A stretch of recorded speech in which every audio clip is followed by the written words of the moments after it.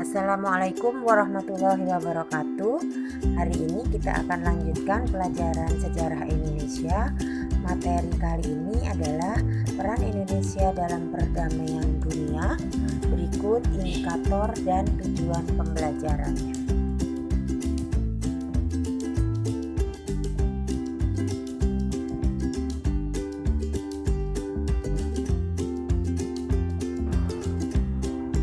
Kompetensi dasar kali ini akan terbagi menjadi dua pertemuan. Pertemuan pertama akan dibahas tentang pengertian dari politik luar negeri bebas aktif, kemudian landasan ideal dan konstitusional, serta pelaksanaan politik bebas aktif. Pertemuan kedua nanti akan dibahas tentang peran Indonesia dalam menjaga perdamaian dunia yang akan terbagi ke dalam peran Indonesia dalam Konferensi Asia Afrika, Gerakan Non-Blok, Misi Garuda, dan ASEAN. Semua bangsa pasti mempunyai suatu kebijakan ketika bangsa tersebut melakukan hubungan dengan negara lain. Itulah yang disebut politik luar negeri. Jadi, pengertian politik luar negeri di sini adalah kebijakan atau peraturan suatu bangsa dalam mengatur hubungan dengan negara lain. Kemudian, politik luar negeri bangsa Indonesia ini menganut prinsip luar negeri yang bebas dan aktif. Bebas artinya tidak memihak blok manapun, sedangkan aktif artinya aktif ikut serta dalam memelihara perdamaian dunia. Apa sih landasan politik luar negeri bangsa Indonesia? Jadi, politik luar negeri bangsa Indonesia mempunyai dua landasan, landasan ideal dan konstitusional. Landasan idealnya adalah Pancasila. Nilai-nilai yang terkandung dalam Pancasila dijadikan sebagai pedoman dan pijakan dalam melaksanakan politik luar negeri bangsa Indonesia. Sedangkan landasan konstitusionalnya adalah alinea pertama dan alinea keempat pembukaan Undang-Undang Dasar 1945.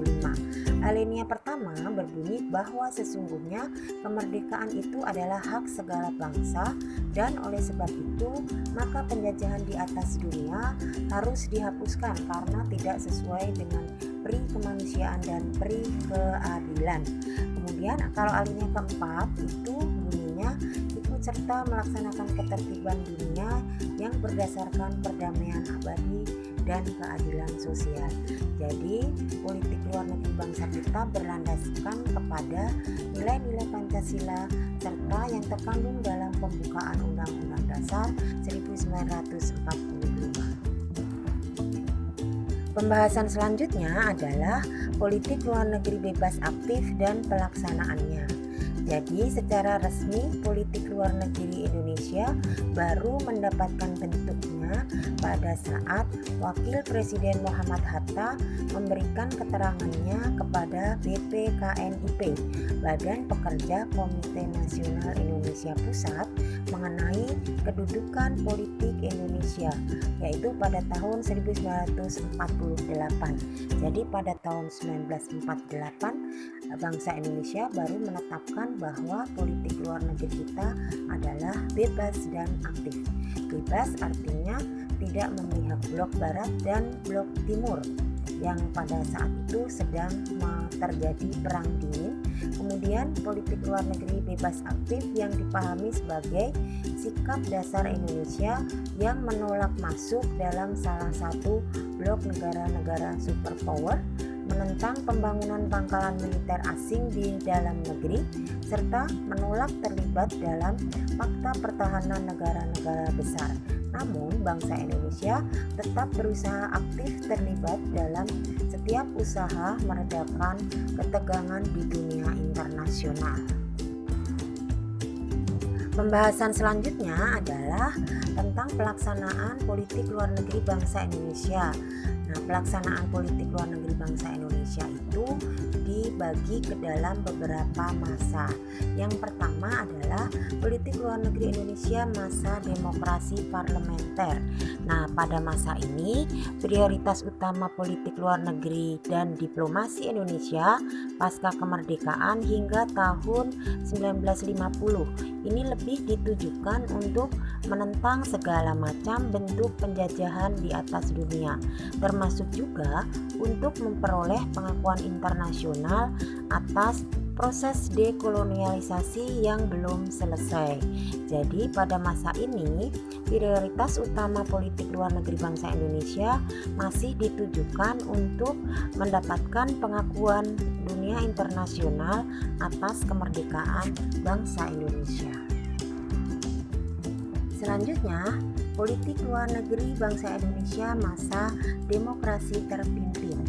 Ciri-cirinya adalah yang pertama, bersifat high profile dan heroik. Artinya bahwa politik luar negeri bangsa Indonesia lebih diwarnai dengan sikap anti-imperialisme dan kolonialisme. Jadi bangsa Indonesia sangat menentang penjajahan dalam bentuk apapun. Bersifat revolusioner, yaitu berusaha untuk mempromosikan bangsa Indonesia ke dunia internasional. Sedangkan yang terakhir adalah memperkenalkan doktrin politik baru yang berkaitan dengan sikap konfrontasi, yaitu Oldevos dan Nevos. Nah, pembahasan untuk Oldevos dan Nevos adalah sebagai berikut, bahwa doktrin Oldevos dan Nevos ini mengatakan bahwa dunia ini atau dunia internasional itu terbagi dalam dua blok, yaitu Oldevos dan Nevos. Oldevos adalah imperialisme, kolonialisme, dan neokolonialisme yang merupakan paham-paham yang dibawa dan dijalankan oleh negara-negara kapital barat. Sedangkan Nevos adalah negara-negara penentang kolonialisme. Nah, dalam upaya mengembangkan Nevos atau negara penentang kolonialisme, Presiden Soekarno waktu itu melaksanakan politik mercusuar, yaitu bahwa Indonesia memerangi jalan bagi Nevos, yaitu salah satunya dengan penguatan eksistensi bangsa Indonesia, yaitu dengan membentuk poros Jakarta-Peking yang membuat Indonesia makin dekat dengan negara sosialis komunis seperti Cina. Nah, kemudian faktor dibentuknya poros ini antara lain karena Indonesia waktu itu berkonfrontasi dengan Malaysia, karena Indonesia membutuhkan bantuan militer dan logistik, mengingat Malaysia mendapatkan dukungan penuh dari Inggris. Nah, Indonesia pun harus mencari kawan negara besar yang mendukungnya, yaitu Cina dan Uni Soviet. Nah, kemudian karena presiden terlalu berfokus pada mencari dukungan luar negeri, sehingga keadaan ekonomi masa ini merosot sehingga terjadilah inflasi. Nah, itu gambaran sedikit tentang politik pada masa demokrasi terpimpin. Selanjutnya adalah politik luar negeri masa Orde Baru. Nah, inti dari kebijakan politik luar negeri masa Orde Baru adalah yang pertama, membangun hubungan baik dengan pihak barat dan good neighborhood policy atau membina hubungan baik dengan negara tetangga melalui organisasi ASEAN. Kemudian Indonesia lebih menaruh perhatian khusus terhadap soal-soal regionalisme, misalnya soal perdagangan atau politik yang lebih berfokus pada regional. Kemudian menghentikan konfrontasi dengan Malaysia serta terlibat aktif membentuk organisasi ASEAN. Selanjutnya adalah politik luar negeri masa reformasi. Nah, pada masa reformasi terdapat 5 presiden yang memimpin pada masa ini. Jadi pada bab ini hanya akan dijelaskan poin-poin penting dari kebijakan politik luar negeri pada masa presiden tersebut menjabat. Yang pertama adalah pada masa B.J. Habibie. Bangsa Indonesia pada masa pemerintahan B.J. Habibie masih dalam keadaan krisis moneter, sehingga kebijakan politik luar negerinya diupayakan untuk pemulihan kembali kepercayaan dunia internasional terhadap Indonesia serta pemulihan perekonomian nasional akibat krisis.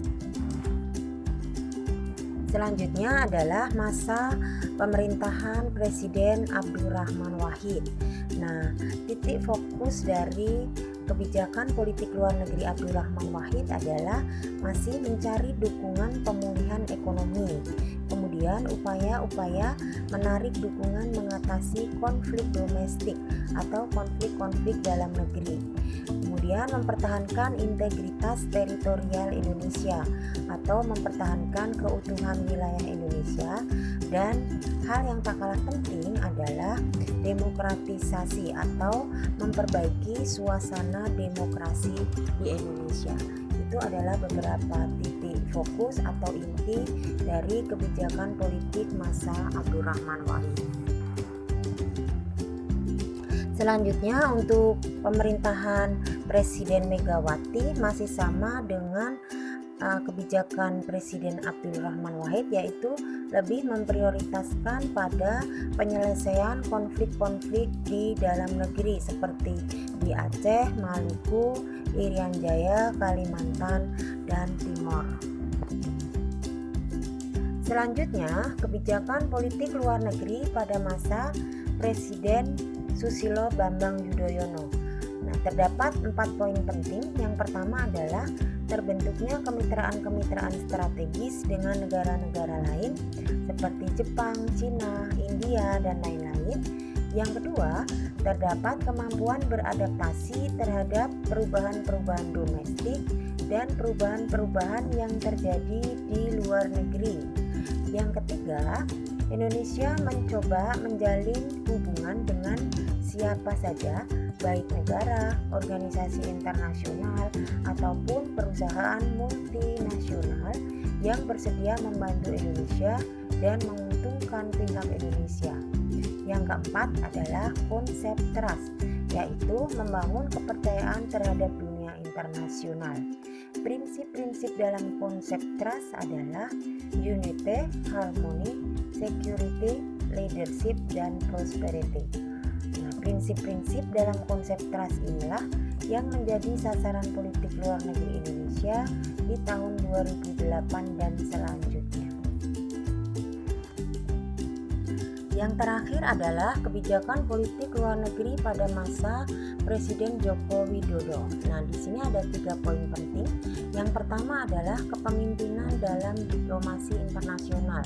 Ini ditunjukkan dengan Indonesia terpilih menjadi anggota tidak tetap Dewan Keamanan PBB untuk periode 2019-2020. Kemudian Indonesia juga mewujudkan perdamaian dunia dan dialog antar peradaban. Ini ditunjukkan dengan keikutsertaan bangsa Indonesia dalam upaya perdamaian di Palestina, Kamboja, Rohingya, dan lain-lain. Yang kedua, diplomasi ekonomi. Melalui prinsip politik luar negeri bebas aktif, Indonesia berupaya meningkatkan hubungan dagang dengan sejumlah negara. Kemudian Indonesia juga mendorong terbukanya pasar-pasar baru non-tradisional agar produk Indonesia dapat dirasakan manfaatnya bagi negara lain. Nah, ini yang dilakukan untuk peningkatan hubungan dagang dengan negara lain, antara lain penyelenggaraan Indonesia Afrika Forum 2018, kemudian Indonesia Fair 2018 di Bangladesh, Trade Expo 2017 di Rusia, Annual Meeting IMF World Bank di Bali 2018. Kemudian yang terakhir adalah perlindungan WNI. Ada beberapa poin di sini yang menjadi kinerja Presiden Joko Widodo, antara lain menyelesaikan ribuan kasus WNI yang ada di luar negeri, kemudian juga menyelesaikan atau membebaskan warga negara Indonesia yang disandra di seperti Filipina, Somalia, dan Libya. Kemudian juga menyelesaikan atau membebaskan WNI dari ancaman hukuman mati yang ada di luar negeri. Kemudian mengevakuasi ribuan warga negara Indonesia dari daerah perang, konflik politik, dan bencana alam di seluruh dunia. Demikian beberapa program penting atau kebijakan penting yang berkaitan dengan politik luar negeri pada masa Presiden Joko Widodo. Demikian materi pertama KD12 dan akan kita lanjutkan pada materi kedua KD12. Semoga bermanfaat dan terima kasih. Assalamualaikum warahmatullahi wabarakatuh.